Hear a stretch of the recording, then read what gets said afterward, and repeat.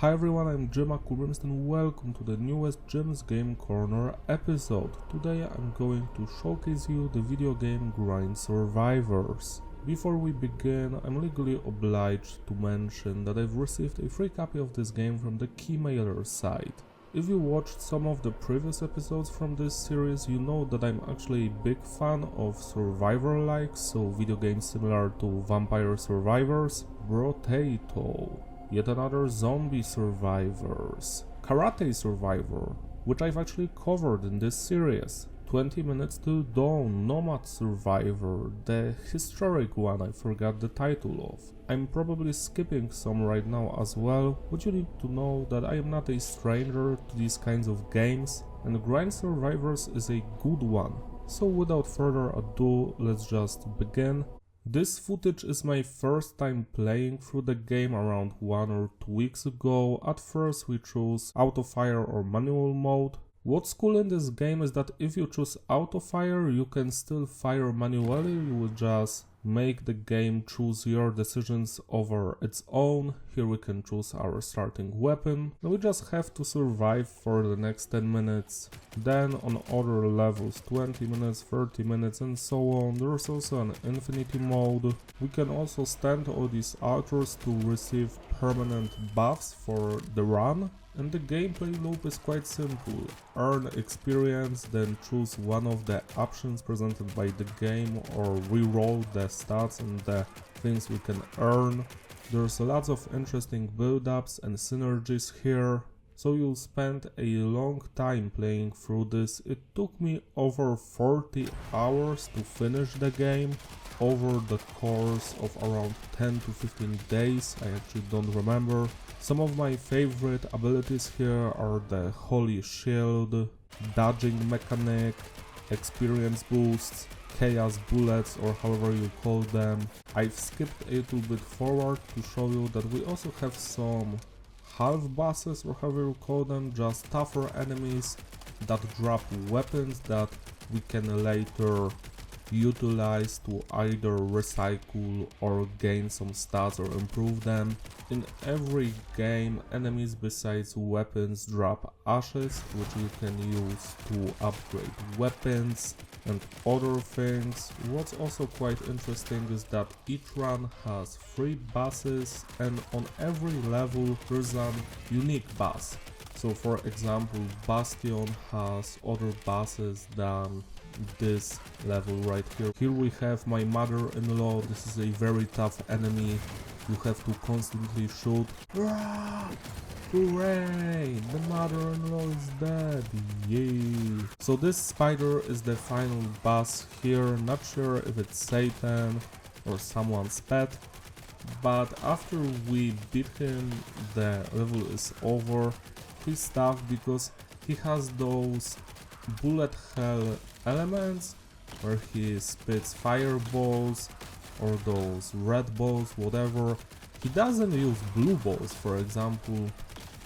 That's a low hanging fruit of a joke, sorry for that guys. Destroy those demons, destroy them in the name of Andy Sandberg. So here we've got the skill tree and we can upgrade everything. Weapon speed, reload speed, the amount of cash that drops from the enemies, our pickup range, our speed. You also can reset it anytime you want, so if something doesn't work for you, don't worry, you can change it. Here are synergies, which I will unlock later.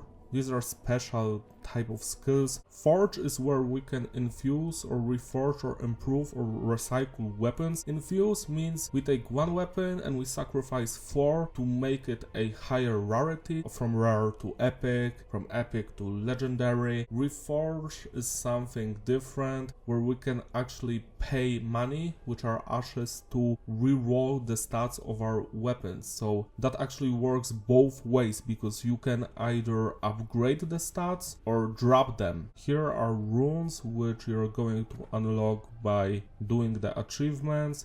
They're quite interesting, they can change the game drastically and you're going to have to upgrade the capacity of them. We have 4 characters in the game, each one has a different special ability. Here we are in the improve segment of the weapon. which is actually kinda gambling induced, where you have to improve the weapon but you always have risk of losing progress. Here we are fighting another boss, which is like a jelly type thing. For some reason I'm listening to Non-Point here in the background. It's a great band, check it out. This is what I love about these types of games. You can just chill out, destroy some enemies, just beware of your surroundings and you're going to get through it eventually. The only thing that I should mention is that the game gets actually quite difficult at the later stages, so you're going to breeze through the burnt forest from level 1 to 5 easily, but then from Bastion you will actually have to use mechanics in your favor. Burnt forest is the most fun level because it doesn't require you to dodge enemies almost at all, but from Bastion to later stages you get more and more enemies who require you to constantly move and plan out to kill them first. They have to be done first. Take you, try to shake you, bring you out of your hallowed skin. As you can see, the spider is tougher this time around, but we're actually getting better and better at the game, which is obvious. The more you spend time at something, the better you get at it. This is peak gaming right here, I just love it. Just get focused, you get into that mindset and just grind.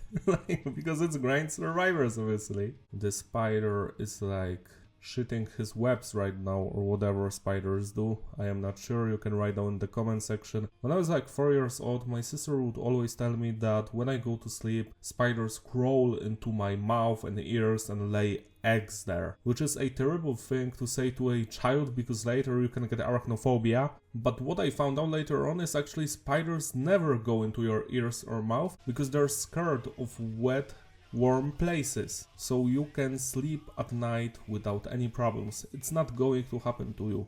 Probably. Hopefully. Yeah. Code Red. Calling for Code Red. Don't let the enemy in. His solution is not the only end. Code Red. Calling for Code Red. Ooh, we won. We actually won.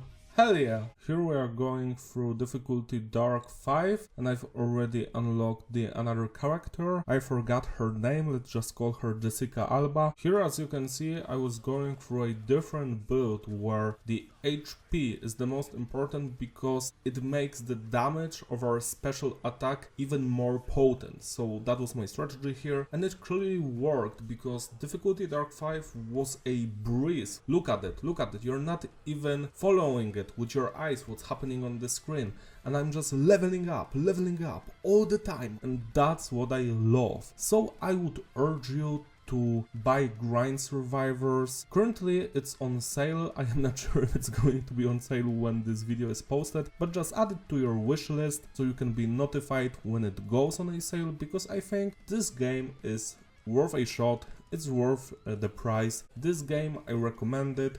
I hope you've enjoyed this video. It's a little bit shorter one. There is just not much to tell about a game which is focused on just shooting demons. Something like Doom. And we all love Doom on this channel, right? If you don't love Doom, I will go into your house. Sorry for that, guys. I will see you next time. Thank you for watching. Don't forget to like and subscribe. Follow me on Instagram in the description. Shout out to my Patreon supporters who basically sponsored this video. You're truly wonderful. And let's see each other next time on Jim's Game Corner. Bye!